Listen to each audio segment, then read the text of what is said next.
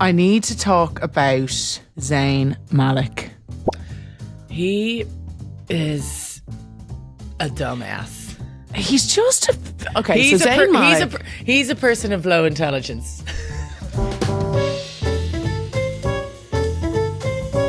Hello and welcome to Vogue and Amber, the podcast. Hello, Amber. Oh, yes, I'm back to reality now. Back to smelly, rainy, grim Dublin. It looks bad. I've been sent a lot of stuff. Pictures of all the flooding. I'm like, oh, well, isn't it great that Otto has a broken collarbone and I can't take him to any indoor play place, or what the hell am I going to do with him? I think you'll be heading to the cinema. Have you ever brought them to the cinema? Otto's only been once. The thing about the cinema is the last thing I took them to was Gabby's Dollhouse. Otto fell asleep for most of it, but remember, I was the fridge in Gabby's Dollhouse.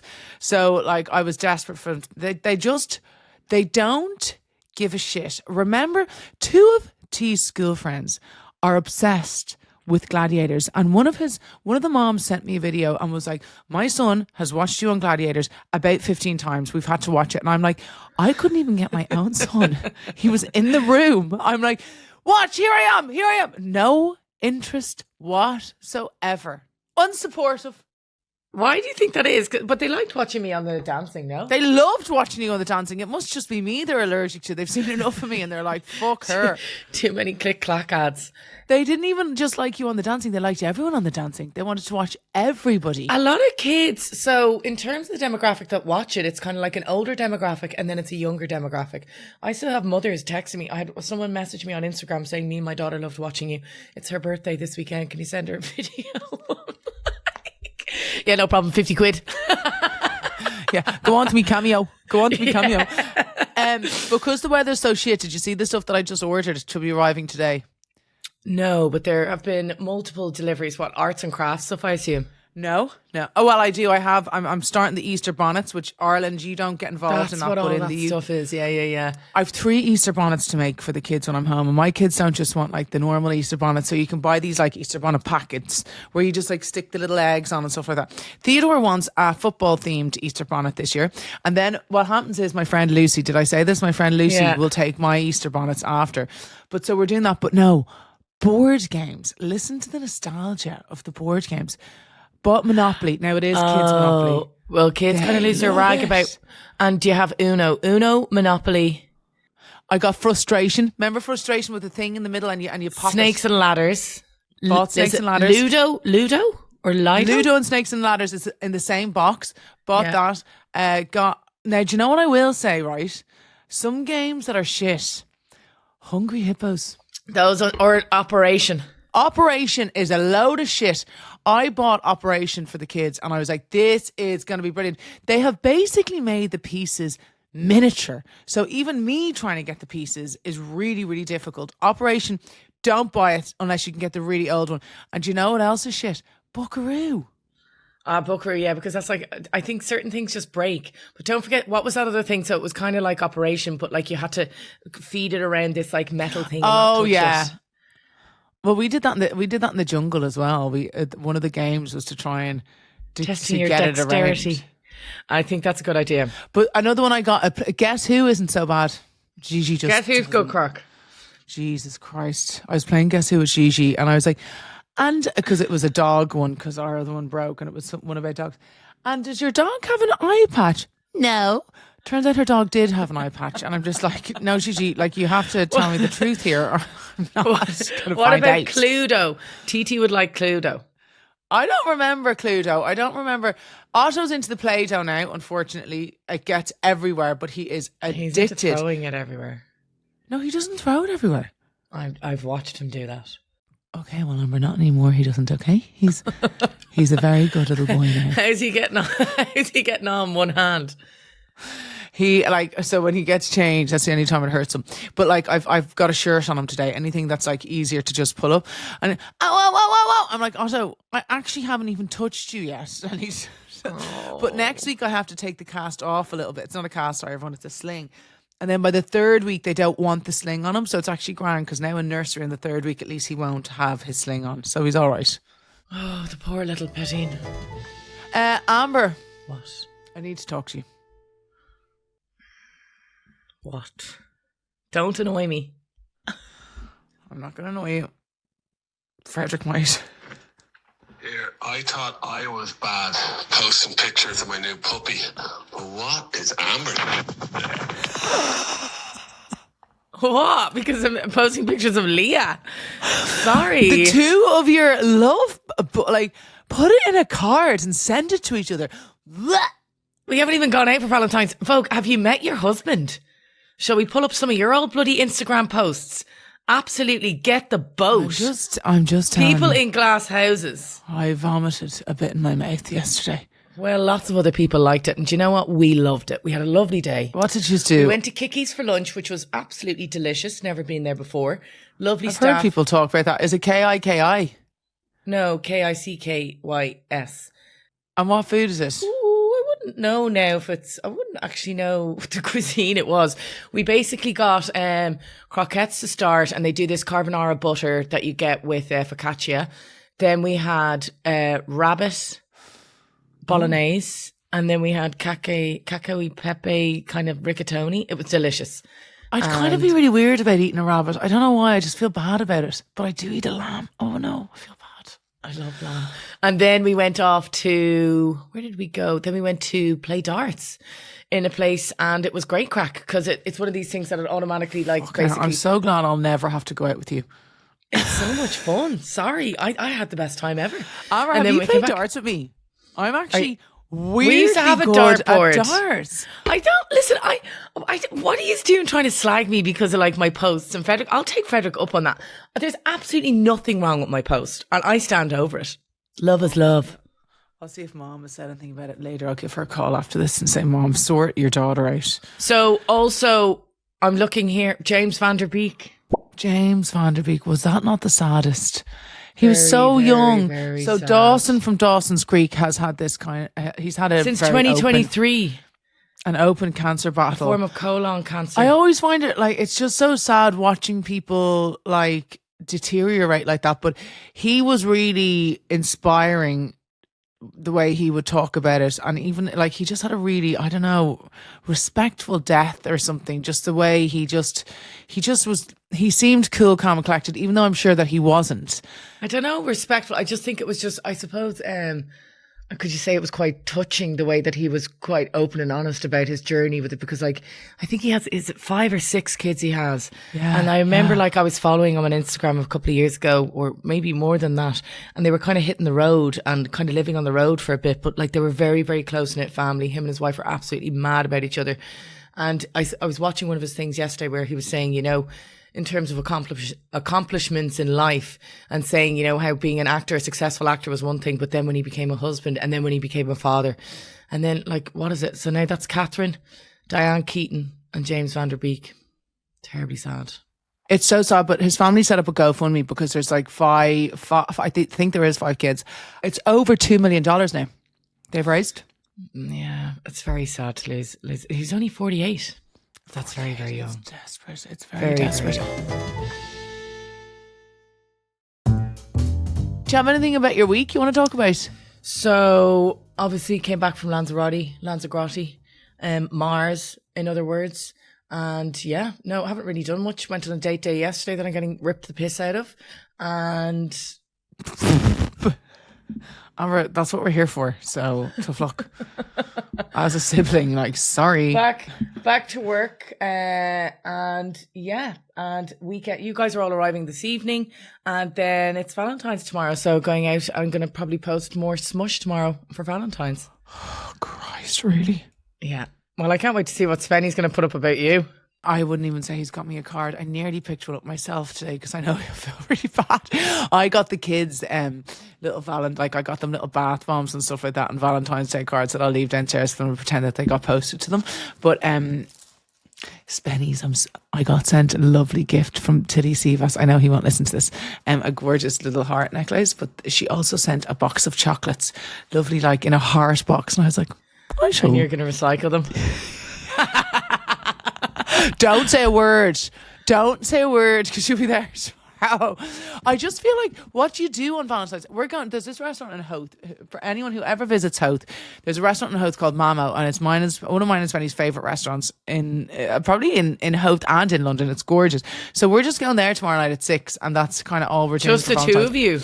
Yeah, but I invited Naomi and Gina, but I think they're having like a Galentine's thing down at their house, so they didn't want to come. And Gina's going to that? Yeah, but Gina, I said, Gina, just come with me. And she's like, no, I'm not being a third wheel. I was like, you're not going to be a third wheel. There's no third wheels with me and Sven. We'll be in and out in an hour. Oh God! But okay. What do you do? What are you going to do? Are you going to do? Are you getting balloons and everything? Don't embarrass me. No. We kind of already just give each other little gifts and stuff like that. You're going to love my new perfume I'm after getting. But no, we'll do a nice card and go for a nice dinner and just And then come back to Howth. I'll be in bed. I'll try and sneak to bed before you get home in case you're trying to entice me to stay up. No. I even just said there, I was just like, do you want me to drive tomorrow? I'm happy to drive. I drove into town yesterday.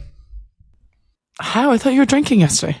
No, I only had one. And then came back and met Andy down in Harbour Bar. And that's just the type of person I am now. No, come on, tell us. We were home by 7:30. 8 and then went to bed at 10. We're watching Mobland at the moment, which is unfucking believable. Have you watched it? With Tom Hardy? No, I'm still watching the end of Yellowstone. Oh, I finished Yellowstone. I'm actually now watching 1883, but I'm also watching Mobland and I'm still watching Under the Salt Marsh. I need to talk about Zayn Malik. He is a dumbass. He's just he's a person of low intelligence. Do you know what? He kind of does. He does come across like that sometimes with some of the stuff that he comes out with, and he just doesn't. I'd say he's an inconsiderate person, is the way he comes across. Like, so he was dating Gigi. Zayn Malik is from One Direction. We'll probably get loads of One Direction people wanting to batter us. But didn't he leave One Direction? He was the first one to go. Was he? He's very talented. He's living in the States. His music career is doing really well. He has now got a residency in Vegas. He was dating Gigi Hadid for 6 years and they have a child together, and he was doing the college. Yes, 6 years. And he was with Perry Edwards before that. She's from Little Mix. Was it Little Mix? Yeah. Little Mix, yeah. And supposedly there was rumours of cheating, and supposedly he broke up with her via text, and they had been engaged for 2 years and together for like 5 years. She said that he broke up with her via text. He's denying it. But anyway, you know when sometimes you're younger and it's just trying to save someone's feelings. I think when you're engaged, he also said that he thinks he's never been in love before, but he was with Gigi Hadid and has a child with Gigi Hadid, and said that he wasn't actually in love with her, but he loves her. He was talking on the Call Her Daddy podcast, and he literally said, I'll tell you exactly what he said. At that moment in time, I might have thought I was in love, but as I got older, I realised maybe it wasn't. Maybe it was just lust. Lust? 6 years. 6 years. Someone you had a baby with. And you know what? If you feel like that, keep it to your fucking self. Yeah. Don't go on a podcast and humiliate Gigi, because especially Call Her Daddy. Oh, it's so humiliated. I want to go on record. I'll always love Gigi because she's the reason why. Listen, stop backtracking. Dig. But I don't know if I was ever in love with her. Put the fucking shovel down. But that's what I mean. That's tone deaf. He's 33 now. He should know better. And imagine also his daughter listening to that. It's cruel though as well. It's really immature is what it is. Yeah, but I just think it's kind of cruel. And as well, do you remember when he was gone out with Gigi Hadid? They broke up because the final thing was he pushed her mom into a dresser and called her a effing Dutch SLUT. And it went to court and everything. They pressed charges on him. Yeah. They pressed charges on him. I remember that all about the court stuff. Yes. I think to go out on a podcast and say that about a relationship, like, I think it might not be so bad perhaps if they didn't have a child together, but it's disrespectful to her, really. And it's shitting all over something that they had. Like, I get if you were with someone maybe for 6 months, you can say it was a lust thing, but 6 years is like a serious investment of your life. And considering he's 33, that's just insanely disrespectful and rude and just tone deaf. He's a dumbass. That's what I mean. He's not a clever boy. But I just think that that's so cruel to do to somebody. Imagine you had spent that long of a time with somebody and then they're just like, oh, I didn't actually love her. Like, come on, get a life. No. I wish I didn't love certain people so I could be like, I didn't even love him, but like tough. Jesus, I'll have to tell Leah to take that post down just in case she changes her mind in 6 years. I mean, I have said stuff publicly where I'm like, and we'll be together forever. And then I'm like, whoops-a-daisy. Oh, listen. Are you watching the Winter Olympics? No, I wasn't watching them, but I'm seeing, are you referencing another dumbass who went to the media? Oh, God. Yeah, so I actually spoke about this in the pod with Joanne, but this will be old news by the time this is out, but obviously there was I think, was he Dutch as well? No, he was Norwegian. He was a ski jumper, and basically he had won bronze, and they were interviewing him, and he's just like, oh, I'm really like, I'm so glad that I've won the bronze, but there's someone I wanted to share it with who might not be watching today. 6 months ago I met the love of my life, the kindest person in the world, and 3 months ago I made the biggest mistake and I cheated on her. Just came out with it and just said it live on air. Anyway, she told him, she basically told him to take a hike. I couldn't believe it. Apparently she responded and said, you had a gold medal and you only have a bronze. But for me, it's like, I think it's bizarre that you're with someone for 6 months. Within 3 months, you've done the dirty on that person. And I feel like it was potentially premeditated, that he told her a week before he was in the Olympics. Why would you bring that stress on yourself? And then also, I always find, right, if you're mad about somebody and you've made a stupid mistake and it's 3 months in, like, are you telling them for you or are you telling them for them? Do you know what I mean? That's you're kind of like, you're bringing them pain for no reason when you could just maybe say nothing and like put it down to a really stupid mistake 3 months in and then just move on with your life. I just think once a cheater, always a cheater. I don't agree. I do. I think once you've broken the trust, and I think, if someone does the dirty I think it takes a very strong, and this is coming from, this might make me hypocritical because I'm not hypocritical. I just wouldn't be able to. But I think that when you hear of people forgiving people, it takes a very strong person to be able to do that. Like, Dave Grohl and his wife, like how she was able to forgive him when he had a baby with somebody else is like mind-boggling. Like they never broke up, they just stayed together. She was able to forgive him and he had like a secret love child. I wouldn't. I can see why she did it. They have 2 kids together themselves, but I wouldn't be able. I'd be like, no, fuck I would be so paranoid. And I just feel like if you're in a relationship for 3 months, you're already doing the dirty. Are you in the right relationship? Yeah. I just don't. I think and it's also like emotional cheating as well as kind of like actual cheating. Like if you're texting, if the intention is there, I'm very anti-cheating. Anyway, sorry. A leopard never changes its spots, does it, Amber? Have you ever cheated on anyone? Yeah, when I was younger. Yeah. No, when I was younger, like. Yeah. When you're young and dumb. Mid-20s, like 20 years ago, but like I just don't see the fucking point in it. Do you know what I mean? And people have... Imagine the stress of having a double life. Like when you think of people who literally have a second family and they're hiding a second family, you're like... That's nuts. But I think it's also, it's dishonesty. It's not nice to do it to someone. I've had someone be incredibly dishonest about what they were up to, and like when we had a fallout, they'd go back on dating apps or they'd be entertaining advances from other people, and it was just gross, the level of lying and dishonesty. So gross. Yeah. So gross.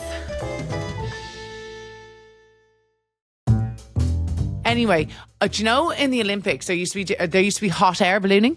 There was a tug of war, but no, that stopped in 1920. I know, but I remember. Do you not remember the dancing on the skis? No. Like what you tried to do when you were skiing. People used to dance with the skis. It was like interpretive dance. Let me tell you how exhausting that was. Jesus. And Brian, when I was away skiing, myself and my friend, we were trying to copy this dance move. You know the way I think, I now just think everything's AI. When I first saw that ski dancing, I was like, is that AI? Or is he doing it? Obviously, it turned out it was AI, but we decided to do it in real life and try and do it. But it's exhausting. It's just the ski boots. Trying to walk in those bloody ski boots. They're so heavy. There used to be polo used to be an Olympic sport. Polo's a great sport to watch. I wonder why they decide to get rid of them, just because there's not enough countries participating, or just because they're actually too much? I think polo's a really big sport. Like when we go to Soto Grande in Spain, that's where my mum lives, and it's a big polo community there. And there's a restaurant, and you can go to this delicious restaurant, and it's on a polo field. So if you get lucky, there'll be a polo match on, and it is fascinating to watch how unbelievable they are. Remember, I was really into polo, and then I tried to play a polo match, and I was just so shit. I think I hit the ball like 3 times. I was like, this is just like, you think you're going to be as good as them. You'd need good eyesight for that. I'd be absolutely shite. And I'm also allergic to horses. Well, there used to be motorboating, not that kind of motorboating, Amber, you scummer. They used to go around on jet skis. Painting and sculpting would be a lovely Olympic sport. That's not really a sport now. Now, maybe because the Olympics obviously come from Roman times. I'd watch that. It's not a sport. It's not Really a sport. If you had to compete in one sport in the Olympic, what would you compete in? Not that I'm good at it, but it's something that I'd love to be one of the ice dancers, ice skaters. No, I have a fear of like getting like something slashed. Yeah. Yeah. No, I think I'd like to do. Did you ever see that guy who was dancing with the girl and he slashed her in the face during their performance? Yeah. But I think I'd like to do some form of skiing. Not the moguls. That looks just so sore on the knees. But like, you know, the big jump thing that you didn't get to do when you're on the show. I did actually get to do it. Actually, I did loads of times in practice. Come here, I used to sit at the top. I used to sit at the top and cry. I'd be like, and they'd be like, okay, well, don't go. And I'd be like, no, I have to go, because if I don't go now, then I won't do it next time. So I'd cry for about 6 or 7 minutes, and then I'd go and I'd be like, oh my God, I loved it. Get back up to the top, start crying again. You mentioned AI there, and you reminded me something that was happening on holidays. They kept on putting Cher in photos with everyone, and it was the most hilarious thing. So like there's Martin and Owen on the bus, Cher in the background. There's like, there they are at a vineyard, Cher's there. There's a whole album's worth of like Cher there. The first one came through, and Lynn Rafferty thought it was real. Look at that one there. Oh, that does look real. Oh my God, I'm going to start doing that. I'm going to post something like that. Who will I put? And I'll post it later and see if people are like, oh my God. I was going to say Bad Mary Bunny. Black, but that's not a bit like Bad Bunny. Mary Black. Me and Bad Bunny kissing. What are you eating? You give me shit all the time for eating. What are you eating? A polo. I'm a horse. I have to have polos all the time. Okay, so one thing that's coming up is, as you like to call it, Pancake Tuesday, Shrove Tuesday. You know what that means? Amber, no one calls it Shrove Tuesday. It's the day before Lent begins, where people Amber, go. no one in their fucking, unless they're in their 80s or 90s. I'm just saying, I made my else communion. calls it. I made my communion, and I made my confirmation. We know, because you still have your communion money. Oh, fuck off. So basically, you know what Lent is? 40-day period of fasting and reflection in Christianity. So basically, Are you giving anything up? I'll have a little think about How that. about giving up being a wanker? So back in the day, people would typically give up the household ingredients used to make a pancake. Oh, I didn't know this. Eggs, milk and flour. Eggs, milk and flour. So Shrove Tuesday became the last hurrah. 117 million pancakes are eaten across the UK on Pancake Day each. Pancake Day? It's Pancake Tuesday. What's you put in your pancake? Nutella. It has to be Nutella. Nah, I'm basic. I'm happy with a squeeze of lemon and some sugar. No. Yeah. No, that's what she had. Yucky. I love maple syrup too. What are you giving up for Lent?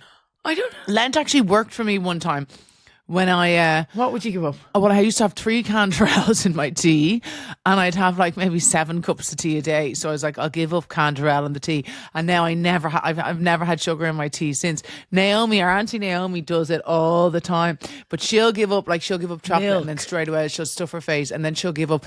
Yeah, she gave up sugar in the tea. She went straight back to sugar in the tea. So basically, the hereditary tests or the heritage tests arrived. So I'm going to do my swab and send it off. Do you know what? Fuck you. You didn't bother getting me one. Vogue. Well, Amber, we don't even have the same colouring. We don't have the same colouring. We could be from different parents. Mom might have lied. Mom might have lied. Okay. Oh my God. Anyway, so gonna do them. You have a Swedish father. Dad's not your real dad. You have a dad. My dad's dead. Yours is alive. Shut somewhere. up. I want to do something right, and only because I think his sisters. What? We can get away with this. What? It's obviously mean. Okay, I was looking at plastic surgeries, the weirdest plastic surgeries in the world, because you said you were watching that new show with Bella Hadid, Beauty. So the most popular cosmetic procedure at the moment is rib removal, which removes... Jesus Christ. Like, and you know those leg lengthening ones, obviously they're mad, but like I'd like to do a leg shortening, but I just couldn't bear the pain. Like it's too much. But you can get rib removals. You can also get your iris tattooed to change your eye color. Oh my God, I'd love that. And because I have eyes a bit like a lion. Yeah, I've lion eyes. They're like yellow, look. Honestly? Changing your eye color? Just get some fucking contacts. Here's one for us. Jesus, like getting your iris changed. No. Amber, calf muscle removal. We should. Oh, for fuck's sake, no. I'm already fucking dodgy on my feet. No, I'd be useless on my feet if they were any skinnier. The reason I have such thick calves. And no, also I am watching that show. What's it called? Beauty. Have you watched any of it? I've watched 3 or 4 episodes of it. Is it good? Do I download it? I'm back on Queer Eye. I know. I saw you posting about Jonathan Van Ness. No, so basically, he commented back. Mailed did me he? Back. We're friends now. Mm-hmm. Supposedly he's been a troublemaker on that show. Someone told me they said that he's the one that's causing trouble. I was like, I love him. This is why I think that we can do this, because we're sisters. Okay, you have to, right, I'm allowed to have 3 cosmetic procedures. You have to choose which ones I get. Oh, do this. Okay, so am I basing it on what I think you should get or what you would want to get? No, okay. What you think I should get. I would shorten your legs. And you need to fix your ears. Your earlobes are huge. Well, that's because of all the earrings. You said that yourself. So I just chop a bit off. And then while you're shortening your legs, maybe just shave a bit off, because you obviously don't like your legs. I am okay with my legs. They keep me sturdy. Okay, so what are the 3 things? I think that you need to... Oh, wait, boobs as well. You'd want boobs as well. Fuck off, I said. I think that you need the calf muscle removal.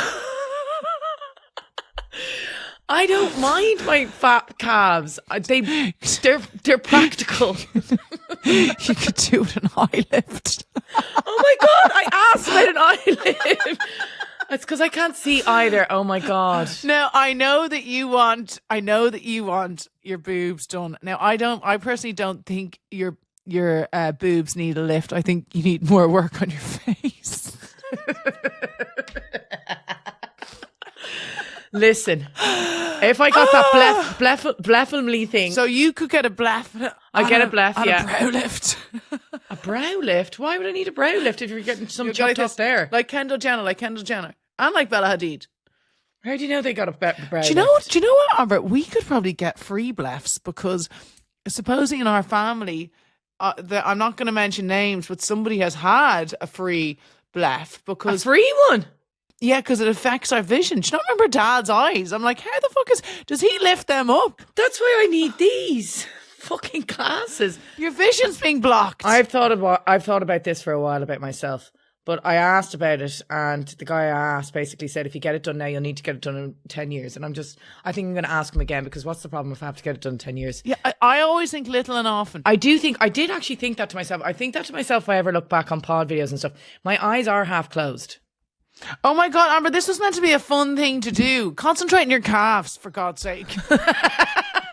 Okay, you have to choose the 3 things that you would get done for yourself.